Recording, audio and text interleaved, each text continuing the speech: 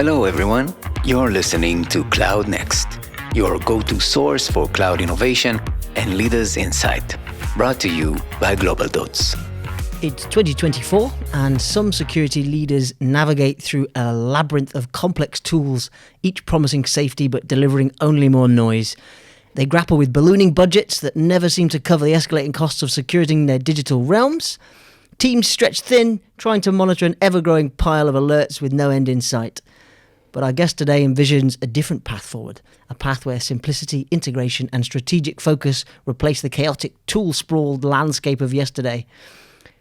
Greg Notch, CISO at Expel, specialises in information security, notably in developing secure solutions for enterprise businesses.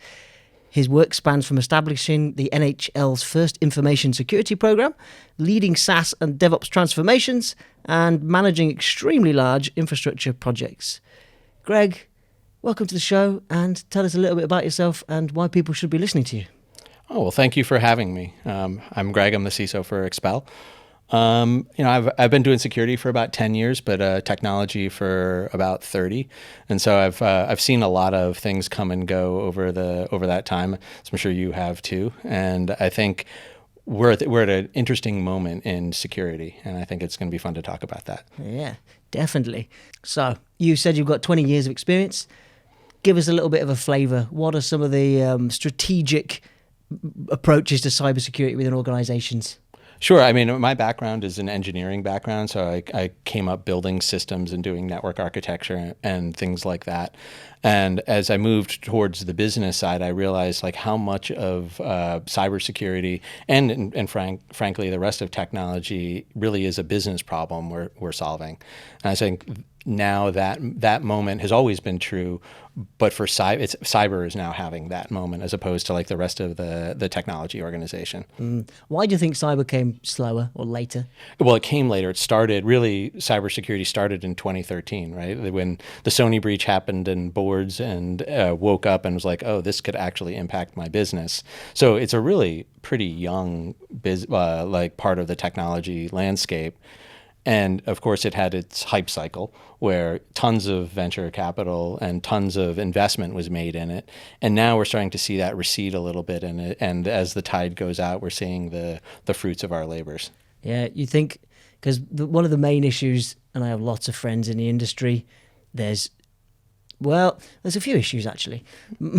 So many attack surfaces, so many attack vectors. And then because there's so many surfaces and vectors, the amount of tooling is incredible now, like ridiculous amounts of tooling. And then you sort of feel like if you're a serious organization, you need to cover a lot of those, which means you have an unbelievable amount of tooling and incredible amounts of alerts. And alert fatigue is a huge thing that's happening to people out there. What are your feelings on that, and what's your take on that? Sure. I mean, I kind of noticed this when I was starting to build the program at the NHL. I looked at the surfaces that they had. I looked at the systems that we had to protect, and it's a pretty broad environment there. And I realized, like, my goodness, I'm going to have to buy, a dozen tools probably to cover very specific parts of the environment. And then I'm going to have to hire a person or two per tool to manage these. And then, oh, wait, hackers don't sleep. So now I have to do that 24/7. What do I do now? What do I do with all the data that's coming out of these tools? What do I do with, like, how do I operationalize this in any, meaningful way? And I sort of drew on my previous experience, like building network operations centers and standing up like technical operations functions for data centers. So I was like, whoa, if I have to do that for security, that's going to be a very large and expensive and headcount intensive endeavor. Okay, what else? What are my other options? Mm-hmm. Unpack that for us. I'm interested because if you set out the problem, I'm sure there's lots of people are in that position at the moment. Well, at the time I was doing it, there wasn't actually a solution to that problem. Like effectively, you bought a SIM, and then you bought then you tried to pile all your data into the SIM, and then you built some detections on top of that. You hired some engineers to manage all this for you, and you attempted to automate this. And then sort of around a little later, SOAR platforms came out, like, well, that would help you automate that. And but you still had the people problem and you still had the big data problem that you didn't want to have, right? Yeah. And so right around that time, there were MSSPs in play at that time. There were large established players in that space, but they didn't really solve that problem. It was really more staff aug than a solution to the technology problem. That you referenced was the proliferation of sources of information. And around that time, the company I work for now started its journey and was attempting to solve that problem specifically. Well, that resonates quite highly. I've had a number of positions throughout my career, and one thing that people were really good at was collecting that information and making sure that we're all like, we got to collect all the logs, we got to collect all the alerts, and it never actually worked. The only thing they ever really seemed to be used for was post-breach or post-accident diagnosis. And it's like, oh, look, oh, yeah, we did have the alert. It was drowning in 10,000 other alerts, basically. And I think, to me, it felt mostly like arse covering, basically, just making sure you had something so you could show an auditor or prove to somebody.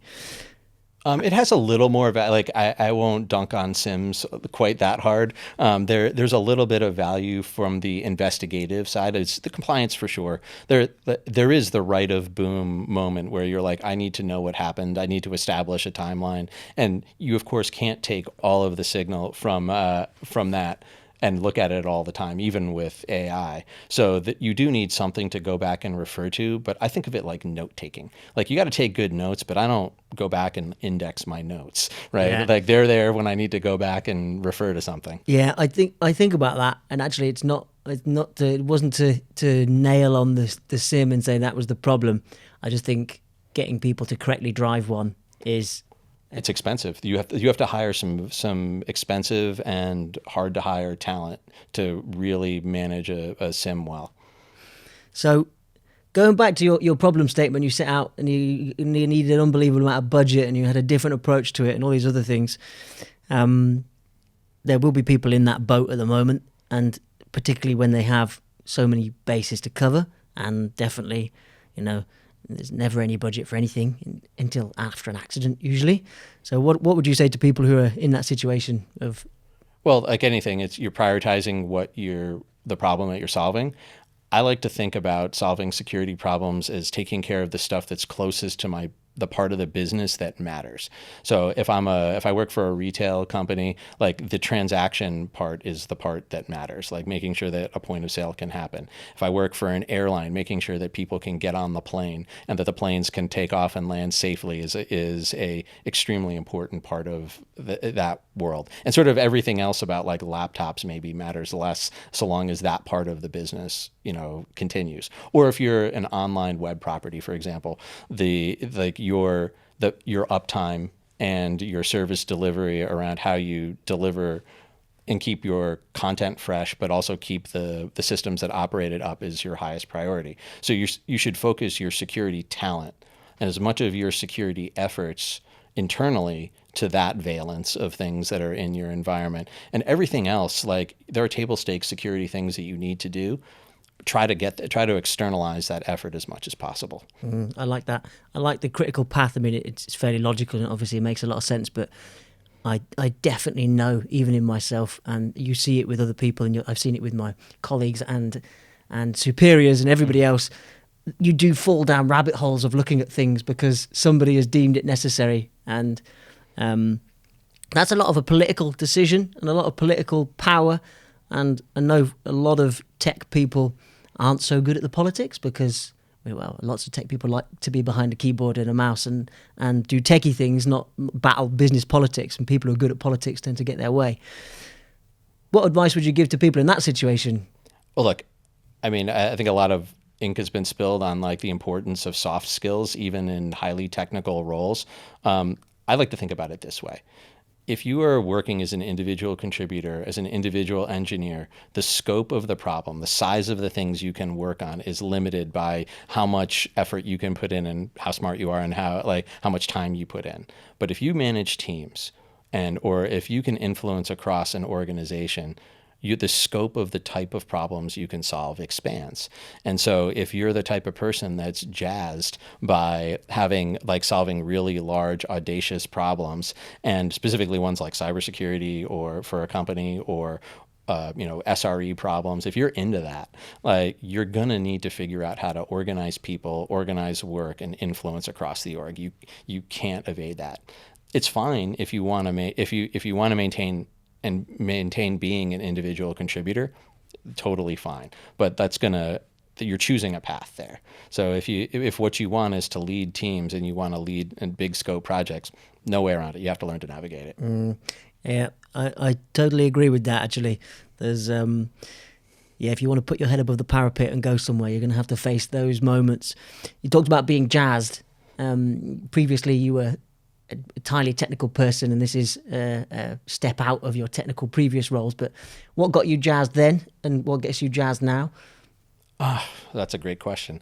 I think I was sort of accidentally thrust into management like early in my career. I at the time, I guess I'm old enough that there weren't really solid paths for individual contributors. Like, Google, you could be an SRE or you could be a high level individual contributor, and there was a very clearly defined career path for you. That is still not true in many organizations, and certainly not true in any that I worked at. So it was sort of an up or out. And I was sort of thrust into management because I was delivering good work. And so then I realized I had this moment, right, where, I spent all my time reading books on Python or learning C or like all of these very technical skills, and I'm good at those things.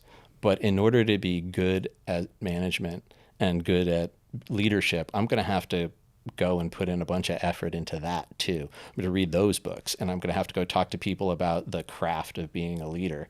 And I think some people don't realize that some people are natural leaders, but the rest, there's a lot of effort to become good at that requires the same kind of discipline as learning a programming language or learning a new tool set. And I think some people get lost in the, like, well, that's not a thing that I want to spend my time on, right? I'd rather spend my time on technical stuff. But if you don't put in the time, you won't be good at it. Yeah, sounds like an unbelievably mature way of approaching that, because I know so many people who've just been, launched into that management role. And I don't really know why businesses think that if you're good at doing that technical role, why you'll suddenly be good at managing that technical role. That makes no sense to me whatsoever. I think a lot of companies sort of lack management development programs, and they're just like, well, we need a leader. Our choices are hire someone from the outside, or this guy's great. We should promote. We should take him away from the thing that he's really good at and put him into something that he's really bad at. Yeah, it doesn't seem to work out very well most times, and I think you've got to want to do it. I mean, I've had it happen to me where I previously ended up managing a fairly extensive development team and lots of people in an office based out in London.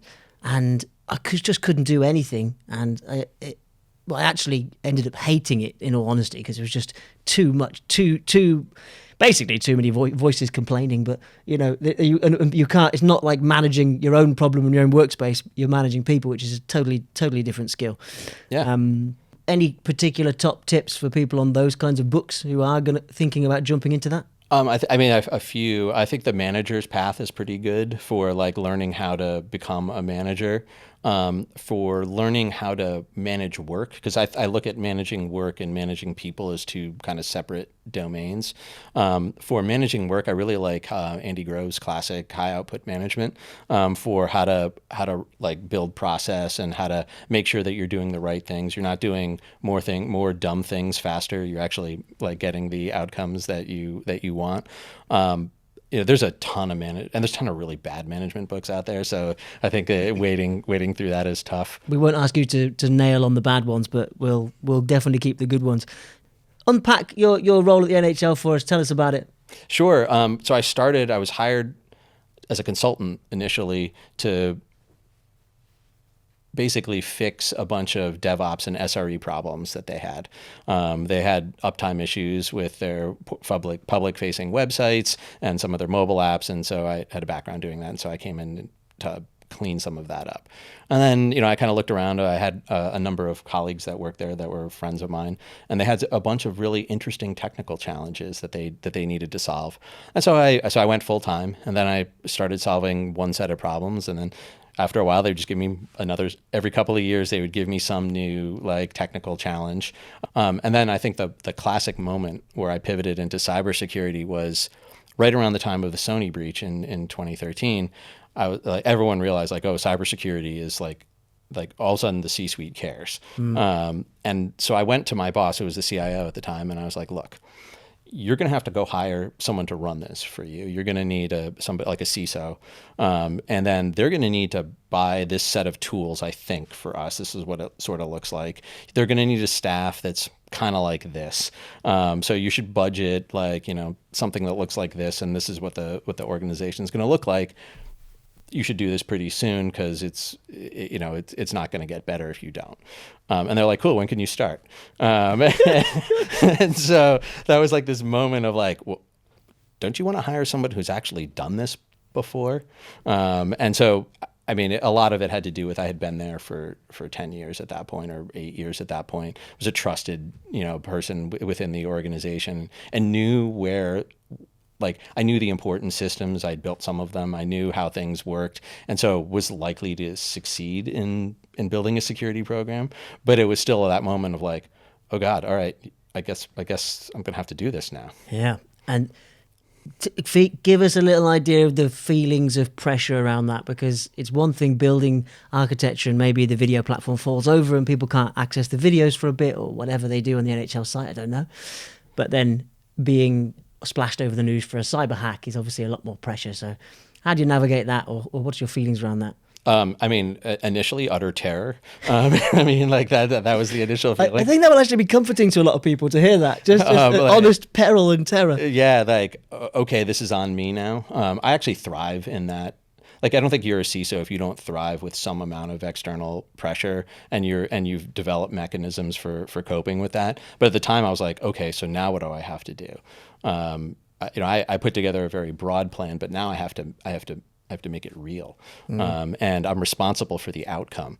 And so I did what any sane person is. I called some people who had done it before and started talking to tons of peers. My good friend and peer, Neil Boland at Major League Baseball. And when I took my call, and we worked pretty diligently for a number of years on putting together programs for both those leagues. That's so American. The baseball guy and the NFL guy. Love it. Great. And so you know, once you start to look at it, I think you'll appreciate it.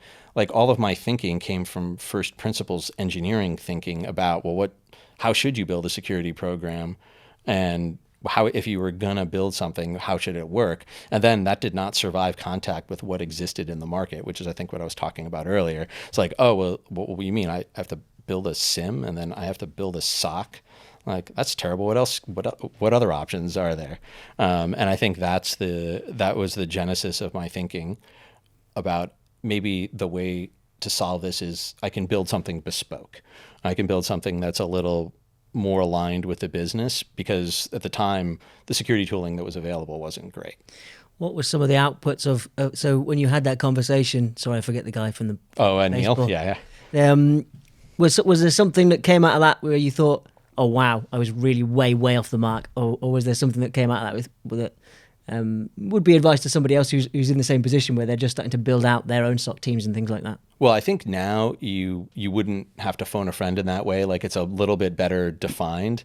I think one of the things we realized, and specifically I realized early, was like, well, okay, if the market is not where we need it to be, if what I need doesn't exist, I can go out and talk to like venture capital firms, and I can talk to private equity firms who invest in companies who are bringing these products to market. And if you find that as part of your path, you can first off help early stage companies bring their products to market if you work at a big brand. Second, you get very good bespoke outcomes for your company.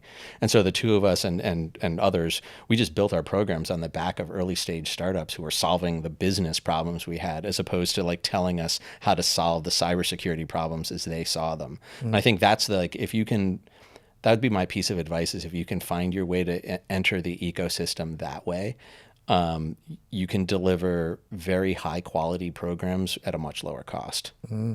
Top tip. What are some ways you sort of stay present at the moment? I mean, I'm thankful enough to be in a WhatsApp group with a lot of cyber people in the UK, like CISOs and CTOs and things like that, run by a wonderful man called Motti. Motti, if you're listening, good work on the WhatsApp group. It's up to like 300 people now, and it's quite interesting actually, because you see a lot of the fears of CISOs coming in there, and people are saying, we've got such and such an audit. What does anyone else do? What's good? What's bad? And so you get a good feel that way. What ways do you stay fresh? I'm on a number of CISO Slacks that are like that. I think, as I referenced earlier, CISOs are pack animals. They certainly, they will seek the advice and knowledge of their peers who have solved this before. Because frankly, it's hard enough to try to figure this stuff out on your own. You do not want to blaze trails if you don't have to. So I stay current through, I think, probably 4 or 5, in the same size, 300, 400, 500 CISOs groups. I interestingly belong to a privacy lawyer Slack, which sounds like boring, but they are fantastic if you want to keep up on things like GDPR and like new privacy regulations. And like there's a constant stream of like new and great information from that point of view. So all of that. So a couple of podcasts I listen to. I'm not a super podcast consumer, but like the Risky Business one is pretty good. And there's a couple of CISO podcasts. One by David Spark is pretty good. And those I'll listen to mostly for the zeitgeist of what people are talking about in the industry, as opposed to like hardcore, like, is this going to solve my problem, or, how should I approach it? Yeah, we didn't talk much about what your business does, but so people understand that, Expel is a SOC outsourcing. So I like to think of you as the CISO of CISOs, really, because you're underpinning a lot of these organizations. First of all, how does that look from your side of the fence? Does that magnify the terror? Yes, it magnifies the terror. At this moment, I think it was probably, 2 or 3 weeks after I started. It's one of those things, like you think about it ahead of time, but it's like a corner you can't see around until all of a sudden you're like, oh wait, I am now responsible for the aggregated risk of all of our customers. Furthermore, if anything goes seriously wrong with our product or our environment, like we're wired into the security controls of all of these companies. So double and so that was that when I realized what that meant. I mean, I knew what it meant, but when it really sunk in what it meant, it's like, okay, this is a whole nother level of being a CISO. The rigor required is significantly more, because all of these people, yes, they're customers and they pay us money, and thank you for that. But like, these are businesses that are critical, and it was like, all right, I can't let these people down. Like, I have to make sure this is that we have this pitch perfect every day. Yeah, I mean, you're in the world, or you're getting to the point where you're going to be in the world of the Oktas. Okta's got to be one of the most highly targeted organizations in the world, because they got all the keys to everyone else's kingdom. You must be at that edge, I would imagine. What are some of the sort of things that you see, advanced attacks on you, and tooling around that, like that you use, if you can mention? Sure. I mean, we have a lot of bespoke stuff. I will mention that Expel uses Expel to protect Expel, if that's not too circular. Yeah. So we have drink your own champagne, they like to say. Yes, we drink, but that actually turns out to be a good thing in the case of security operations, because we have a feedback loop between our internal security team and the SOC and our detection and response engineering teams. We use a lot of the integrations. We have a lot of that technology, and so our product security, if you will, is built on the backs of all of the stuff that we get from our customers, all the stuff we build internally, and there's this feedback loop of information and value that happens in that moment. And then we spend, if you want to talk about tools and tactics, I mean, we spend a lot of time on product security, on making sure what goes into production is absolutely secure. So we focus very far left of Boom most of our efforts to make sure that our supply chain is solid, and we make sure that how it's configured and what lands in production is as solid as we can make it. Mm-hmm. Any couldn't live without tools in the AppSec pipeline? I mean, we use a lot of sneak and sysdig right now.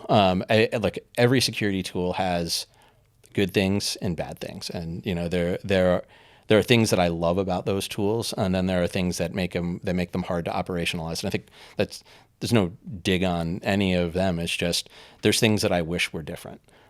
Specifically, some of those tools, they generate very high fidelity actions for you to take, but they don't help you operationalize those things within your developer. So like it'll tell me like there's a problem in this infrastructure as code, but it doesn't help me get that problem in front of the person who's able to fix it. We have to, elbow grease that throughout the rest of our org. And so some of it is workflow, some of it is information sharing. So I think those are all opportunities for those companies to like help me solve those problems. But yeah, it's always like that's great, but I wish it did something else kind of thing.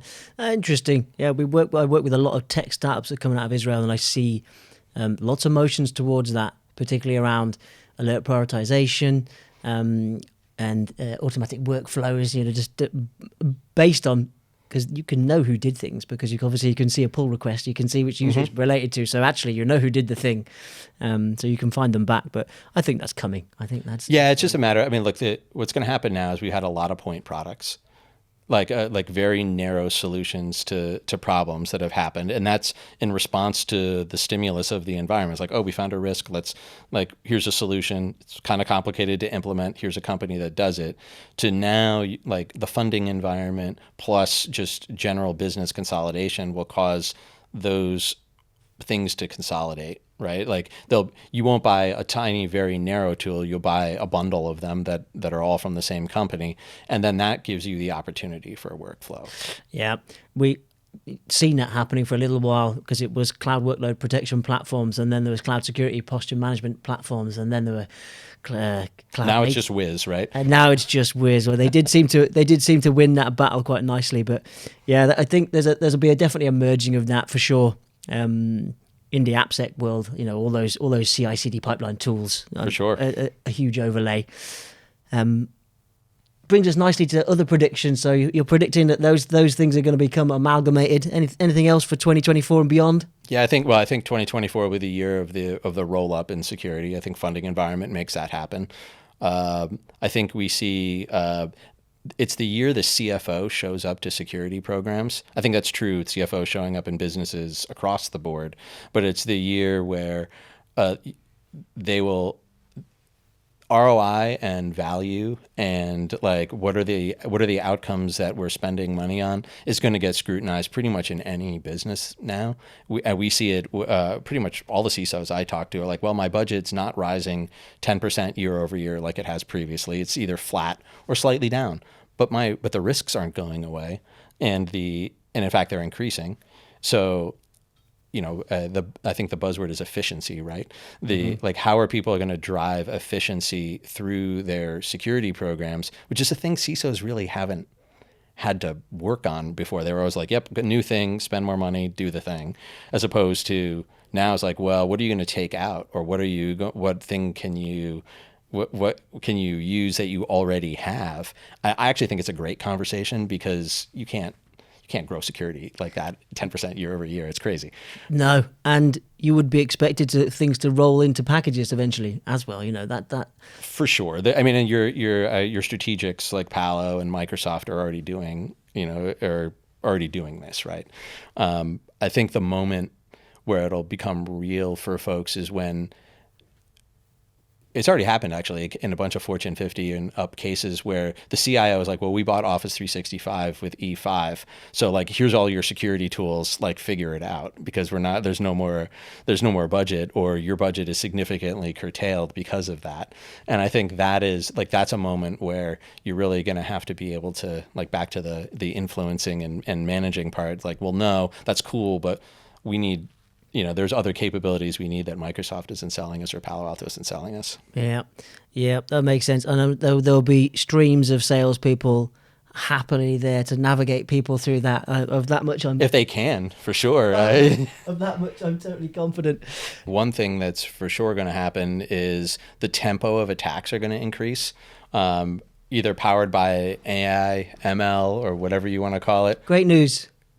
What's that? The attack's going to increase. Like, well, not only going to increase, but the tempo of them is going to increase. I think, partially because it's a very successful financial model to be a cyber criminal, and also because the automation potential also helps them as well. And so I think that one of our largest customers changed their security posture as a result of this. They recognized at the start of the Ukraine war that they had some exposure to that via one of their partners, and normally when Expel responds, we'll generally tell you that an event happens. We'll give you all of the context and all of the information about what occurs in an alert. But there's also an option for us to just take care of it. So take action to prevent a breach.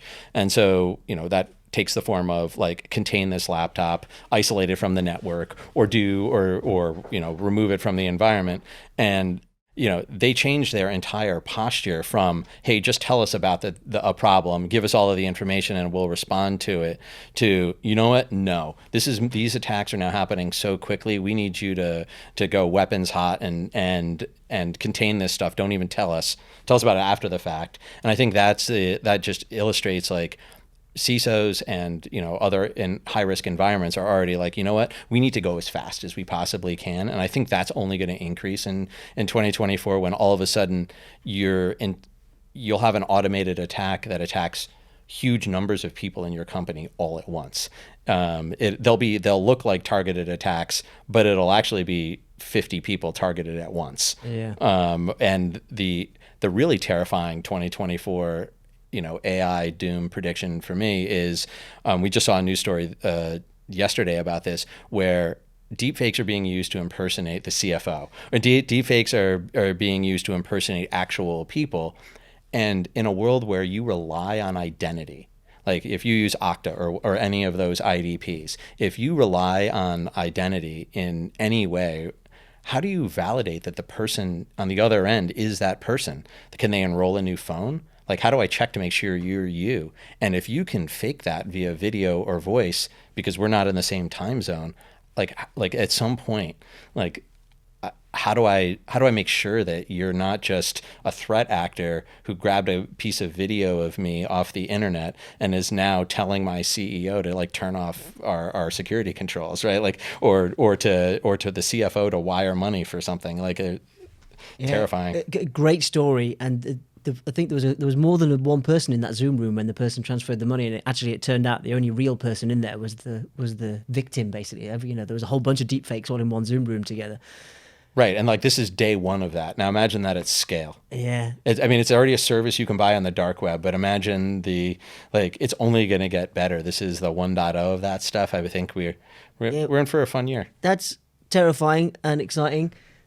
Two interesting points there. First thing, that they're going to start moving really quickly. I know CISOs don't move quickly. They can't because the business demands that they have to go and check everything. How are they going to deal with that? Good question.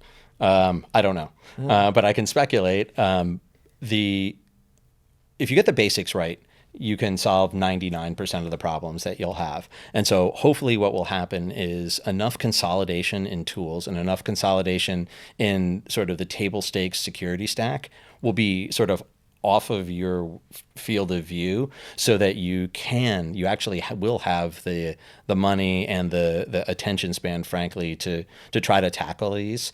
I think this will come to the largest financial services first, because of the obvious targets for money. And mercifully, they're the ones with the most sophisticated security programs. So stuff will inherently be developed for that'll trickle down to the rest of us. But in the interim, it's going to be spicy. And the second part of that was about identity and how can you trust somebody's really there. The only way I can see that going anywhere is biometrics, which I sort of put the fear of God in me in some way because I just don't like the idea of biometrics being shed around and once those are breached, like you're breached. You mean like 23andMe? Like that doesn't terrify you? Yeah, well, yeah, exactly like that. Well, what are your feelings on that identity? I'm okay with biometrics as long as they're contained on a device that I control. So Touch ID on your Mac or on your iOS device. And I think you can derive enough security properties via cryptography and other things and like the secure enclave chips that are on these devices, where the biometrics don't need to leave a device that's outside of my control. And I can derive all of the good security from that. And Okta has this, and FastPass and Duo has it as well. That's probably okay for the vast majority of use cases, but the problem with it is it falls down on the enrollment of the device.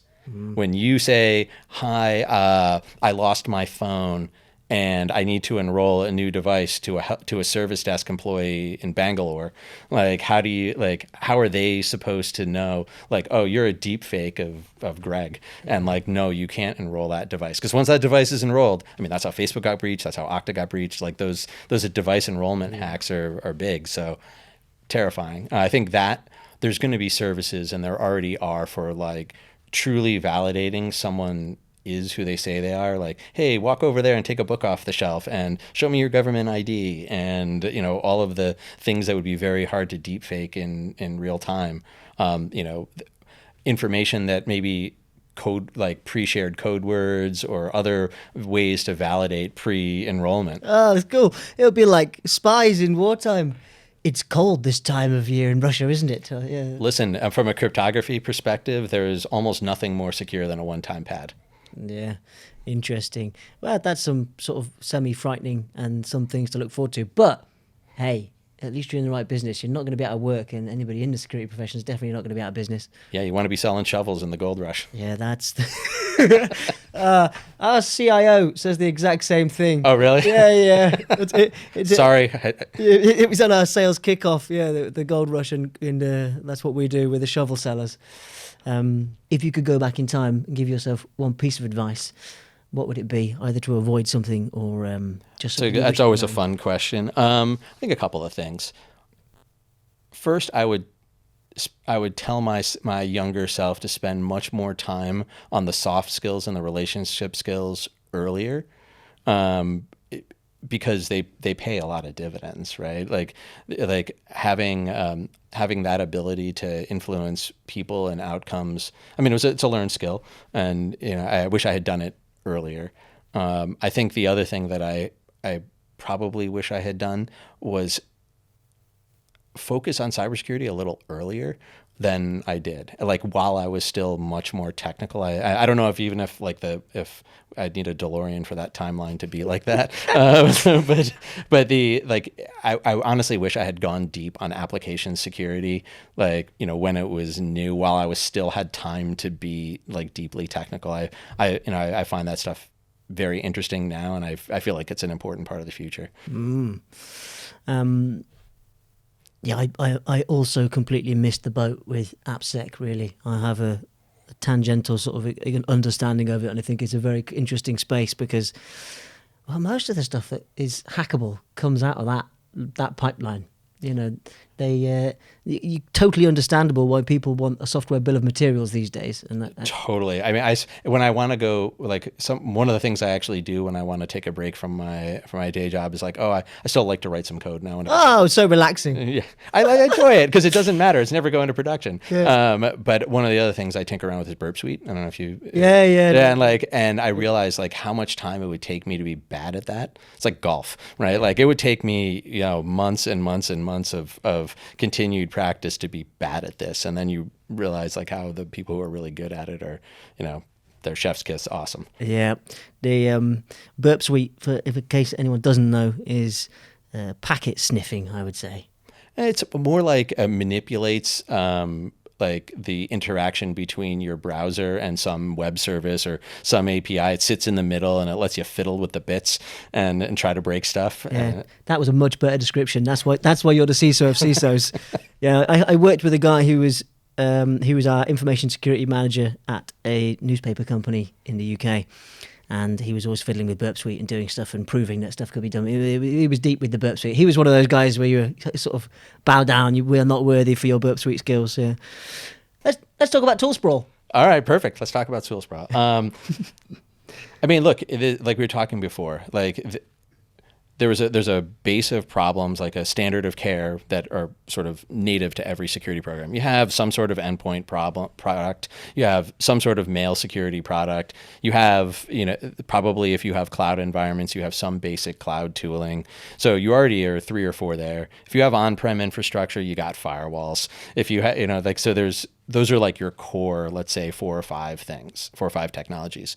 And then all of a sudden, depending on your business and how and what, like whether you build software for a living or you're a retail establishment or you're an airline or whatever, like you have things that are, like I was saying before, close to your business, and you start popping controls there. And then maybe you're a manufacturing company and you have OT and you can't patch it. So now you have some other network security controls in there because you're meeting compliance requirements. Pretty soon you're like, I forget what the average was, but it was something terrifying, like 30 or 40 security controls like in your environment. And now you're trying to operationalize these.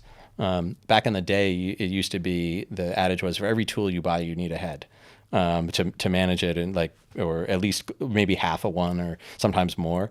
If it's Salesforce, it's 5. I don't know. But the problem with security tools is like now you've got these people managing the tools, but you also have an operational cadence that comes out of them, alerts or investigations, and you'd simply cannot keep up with all of them. And you honestly want to take information from one, they're related. Like an alert in your firewall might be related to the email that the person clicked that also alerted on by your mail gateway that also had some application security log that's in your SIM. Well, how do you make sense of that? I mean, shameless plug, that's what our company does. But of course, that you still have that problem, whether you choose to solve it with an MDR or not. That's either there's a pile of people gluing all of that together for you somewhere in order for you to both left and right of boom make sense of all of that. So, yeah, the answer was always going to be machine learning and AI somewhere at the end of that conversation with tool sprawl. Well, yeah, or elbow grease, which is the bad answer.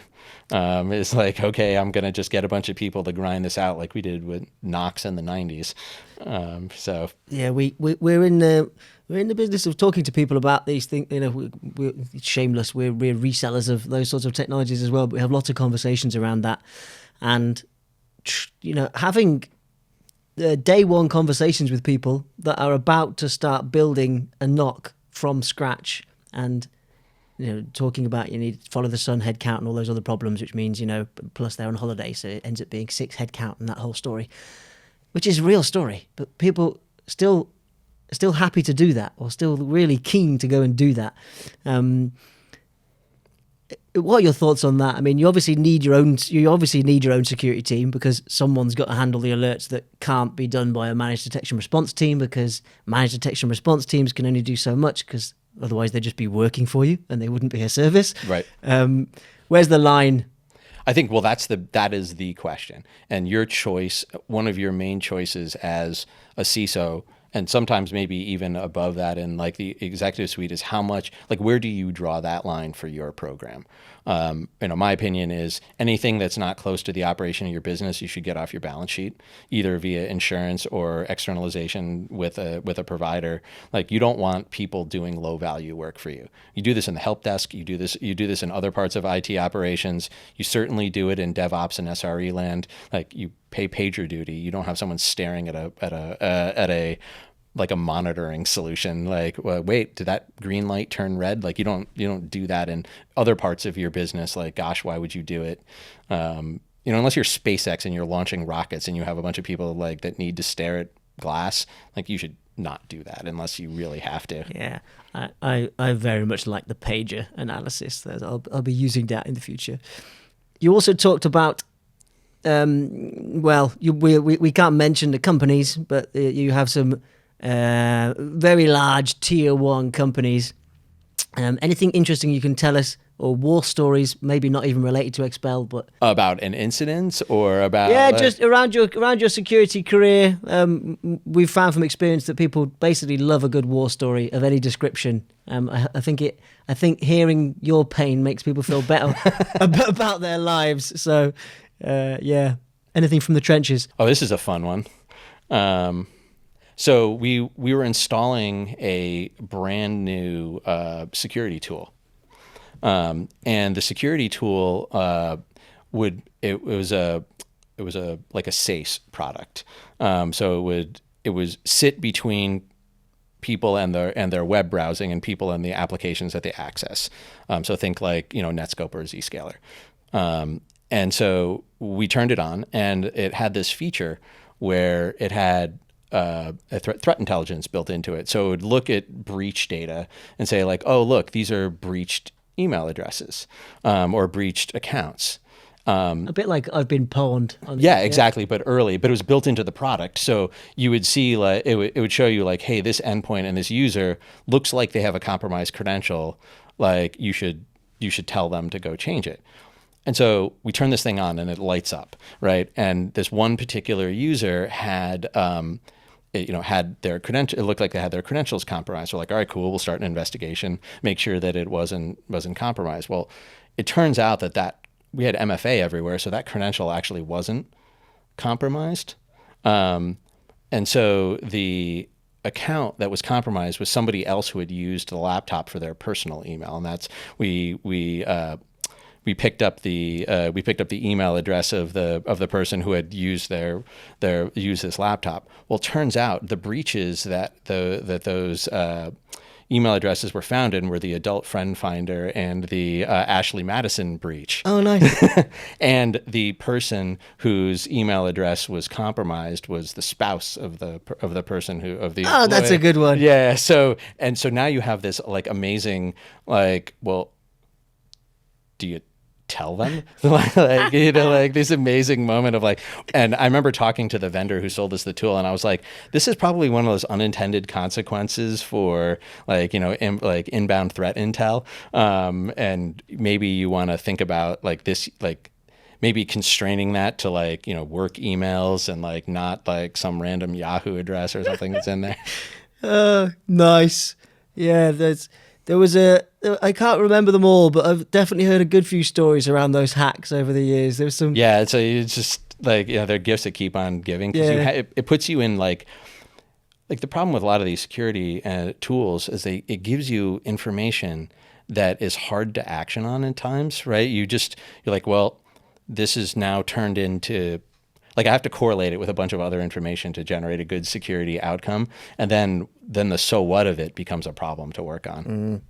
Yeah, those you've been breached ones are interesting. It's like, okay, I can change my password for that site, but I mean, aside from that, I don't even pay attention anymore because I just presume I've had the same email address since 1997, and so like it's been owned, I'm sure. Yeah, right? many times over.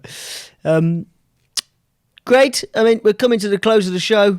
We've asked you lots of things. Any other little bits of golden nuggets or anything out for the people out there? No, I just really grateful for you having me on here. It was great to meet you, and thanks for having me. Likewise. Really appreciate it. I know your time is pretty scarce, so we're very lucky to have you. Many thanks.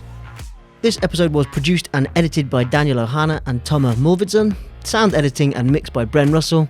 I'm Ganesh the Awesome, and if you're ready to deep dive and start transforming the way you approach security, FinOps, and DevOps, or any other cloud practices, then the team and myself at GlobalDots are at your disposal. It's what we do, and if I don't say so myself, we do it pretty well. So have a word with the experts, don't be shy, and remember that conversations are always for free.